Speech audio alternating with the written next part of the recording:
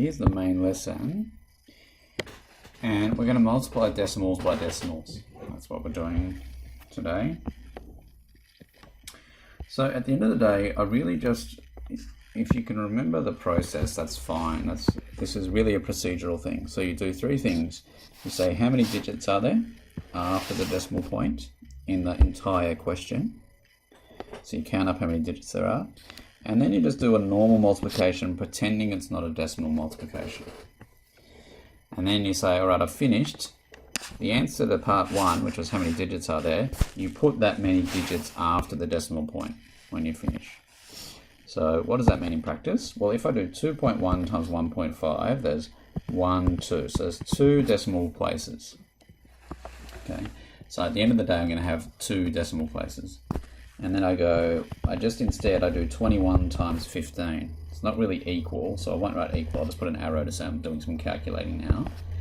So I do 5 times 21, which is 505, and then I do 10 times 21, which is 210, and I add those together, and I get 315. That's a bit small, so I'll write it again. 315. So I said, therefore, 2.1 times 1.5 is, I write 315 down, and then I go back here, 2 numbers after the decimal point, 1, 2, so the decimal point goes there. And hopefully this makes sense to you in terms of the numbers, right? This is saying 2 and a little bit times 1.5. Well, what's 2 times 1.5? Well, that's 2 plus a half of 2, which is 1. 2 plus 1 is 3. The answer should be about 3, and it is about 3. Okay, so there's a reason to believe that it works.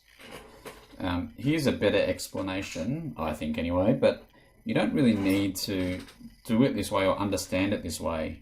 At the end of the lesson, if you remember this up to here, right, you understood the lesson in my opinion. Well, let's talk about why it works anyway. So if again we talk about 2.1 times 1.5, what we do is we turn it into 21 times 15. And we do that by saying, well, to get from 2.1 to 21, I multiply by 10. And to get from 1.5 to 15, I multiply by 10. But in maths, you know, we've changed the problem. We multiply by 10 twice. So I have to reverse that. Opposite of multiplying is dividing. So I then have to divide by 10 twice. And basically what's happening here is because there's 1 decimal point here and 1 decimal point here, I need 10 times 10, which is 2 decimal places. We move the decimal point 2 places when we multiply by 10 twice. So then at the end, I have to move back. Sorry, that should be divided by, shouldn't it? I have to move back 2 decimal places. And if it was a different example, you know, if it was 3.15 times 2.79, and I'd have to move that up 2 and move that up 2, well then at the end I'd have to move back 4. Okay, that's basically what's happening. So 21 times 15, we worked that out before, is 300 and, what was it, 305? 15. Divided by 100, which means you put a decimal there and you jump 2 places. Okay, so that's why it's working, that's how it works. Let's do some examples now.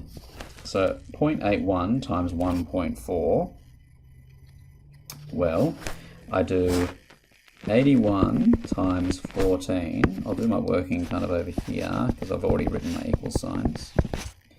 And I'll count 1, 2, 3. There's 3 places after the decimal point.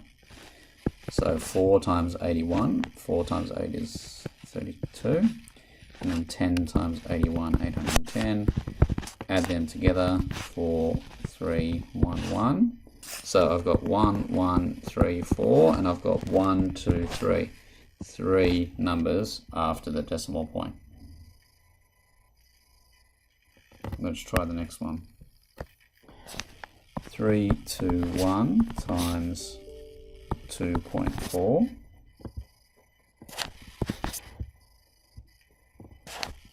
So 4, 8, 12. And then 0, 2, 4, 6. Just doing long multiplication here, pretty boring stuff. So 7704. How many numbers are there after the decimal point? 1, 2, 3. 1, 2, 3. Next one, so this one's a little bit different, and it's different because I've got some zeros in the front, and the idea is you just ignore them basically. So how many numbers are after the decimal? 1, 2, 3, 4. So I'm going to do 91 times 12, and I get 2. 2 times 9 is 18. 1, 0, 1, 9, 2, 9, 10. So it gives me 1092. And there's 1, 2, 3, 4 decimal points. So like that. Now look at the next one. It's basically exactly the same, except I've got 2 zeros at the end here, don't I? So that just means I can take the 0.1092 and just move the decimal point 2 places and get 10.92. Okay, so you can kind of combine the two different types of multiplication to get the quickest way at getting an answer. And then the last one for us to see together, so 0.03 squared, so that's 0.03 times 0.03. Well, 3 times 3 is 9, that's easy. How many numbers after the decimal are there? 1, 2, 3, 4. So I need some zeros, like so. 1, 2, 3, 4. Okay, here's the homework. I want you please to upload